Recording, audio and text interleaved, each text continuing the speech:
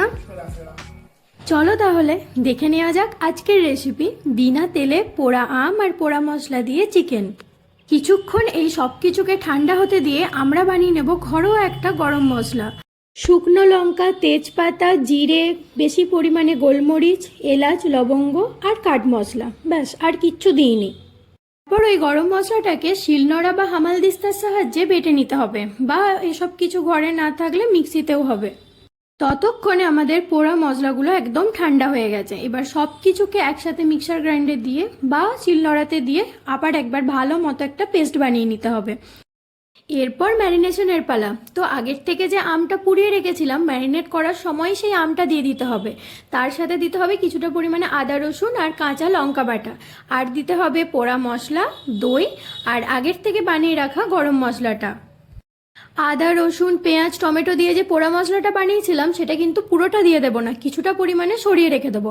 আর গরম মশলাটারও কিছুটা পরিমাণে সরিয়ে রেখে দেবো, তো পরে দেখাবো ওগুলো কি করব। তো আপাতত ভালো করে চিকেনটা ম্যারিনেট করে নিয়ে 2 ঘন্টার জন্য রেস্টে রেখে দিতে হবে।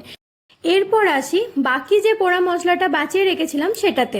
তো বাকি পোড়া মশলাটার মধ্যে 2 চামচ পরিমাণে টক দই আর 5-6টার মতো কাজু দিয়ে ওটাকে আর একবার পেস্ট করে সরিয়ে রাখতে হবে, কারণ ওটা রান্না করার সময় আর একবার দেবো। তো আর একটা কথা বলে রাখি, এই পোড়া মশলা দিয়ে বিনা তেলে মাংস রান্না করার আইডিয়াটা আমি রিয়েল ফ্লেভার অফ বেঙ্গল চ্যানেলের দাদার কাছ থেকে প্রথম পেয়েছিলাম। তো তারপরে এই রেসিপিটা আমি পুরোটাই নিজের মাথা থেকে বের করি, তো ভাবিনি এতটা ভালো হবে। তো দেখা যাক তারপর আমি আর কি করেছিলাম। একেবারেই নির্ঝঞ্ঝাট একটা রেসিপি, কিচ্ছু করিনি। আগের থেকে 2 ঘন্টা ম্যারিনেট করে রাখা চিকেনটা শুধু কড়াইয়ের মধ্যে ঢেলে দিয়েছিলাম। কোনো তেল বাটার ঘি কিচ্ছু ব্যবহার করিনি।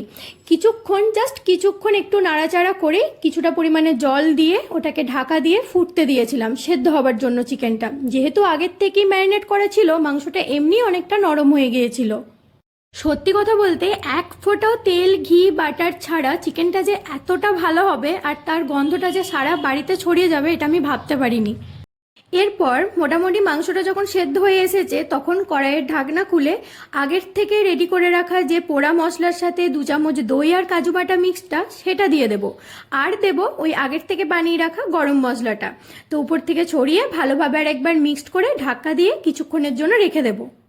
এতে ফ্লেভারটা আরও ভালো আসবে। তো গরম গরম ভাতে এই রেসিপিটা একবার ট্রাই করে দেখুন, কথা দিচ্ছি ভালো বলতে বাধ্য হবেন। আর তার সাথে আমাকে জানাতে কিন্তু ভুলবেন না রেসিপিটা কেমন লাগলো।